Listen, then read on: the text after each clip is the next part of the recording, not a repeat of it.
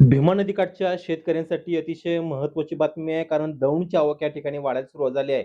त्यामुळं पहिल्यांदा उजनी धरणातून या हंगामातला सर्वात जास्त विसर्ग या ठिकाणी सोडण्यात येतोय.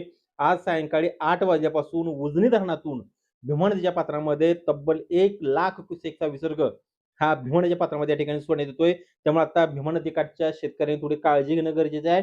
त्या भीमा नदीच्या पाणी पातळीत वाढ होण्याची शक्यता आहे. कारण दौंडच्या आवक या ठिकाणी वाढायला सुरुवात केली. सायंकाळी 5ची आपण अपडेट पाहिली. 5चा जर भीमा खोरे अहवाल आपण त्या ठिकाणी पाहिला असेल, तर दौंडवरून येणारा जो विसर्ग आहे, तो दौंडचा विसर्ग हा 1,16,129 क्युसेक्स इतका विसर्ग आहे. त्यामुळे पूर नियंत्रण करण्याच्या दृष्टीनं उजनी धरणातून आज दुपारपासून हा विसर्ग वाढवण्यात येतोय. आज सकाळी 6ची अपडेट आपण त्या ठिकाणी पाहिली. त्यावेळेस उजनी धरणातून भीमा नदीच्या पात्रामध्ये जो काही विसर्ग सोडण्यात येत होता, तो 70,000 होता. मात्र 8 वाजता तो 80,000 करण्यात आला.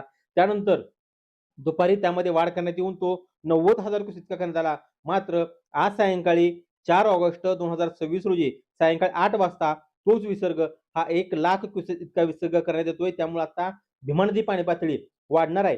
त्याचबरोबर वीर धरणातून सुद्धा विसर्ग सुरू आहे आणि वीर धरणाचा विसर्ग हा 13,776 क्युसेक विसर्ग आहे. त्यामुळे आता भीमा नदी पुन्हा एकदा चांगली दुथडी भरून वाहणार आहे. जर सायंकाळी 5 वाजता जर आपण पाहिलं असेल तर दौंड येथील जो विसर्ग येतोय तो 1,16,000 आहे. त्यामुळे उजनीतून पूर नियंत्रण करण्याच्या दृष्टीने पाणी सोडलं जातंय. नीरा नरसिंहपूरमध्ये भीमा नदी आहे ती 1,00,000 क्युसेक्स वेगाने या ठिकाणी वाहते आहे. पंढरपूरमध्ये जर पाहिला तर पाण्याचा विसर्ग त्यामध्ये सुद्धा चांगली वाढ झाली आहे. सकाळी तो विसर्ग पंढरपूरमध्ये कमी होता. मात्र सायंकाळी 6 वाजता पंढरपूरमध्ये भीमा नदी पाणी पातळी ही 60,812 क्युसेक वेगाने या ठिकाणी वाहत होती. त्यामुळे आता भीमा नदीकाठच्या नागरिकांनी थोडी काळजी करणं गरजेचं आहे. नुकताच पाठीमागच्या 2 दिवसापूर्वी पूर आला होता. ते पाणी कमी झालं होतं. त्यामुळं काहीशी भीमा नदीची पाणी पातळी कमी झाली होती. जे उजनीतून सोडलेलं पाणी पंढरपूरमध्ये आल्यानंतर पात्राच्या बाहेर भीमा नदी आली होती. मात्र आजची दिवसातली परिस्थिती पाहिली असेल तर ते पाणी बऱ्यापैकी पात्रामध्ये गेलं होतं.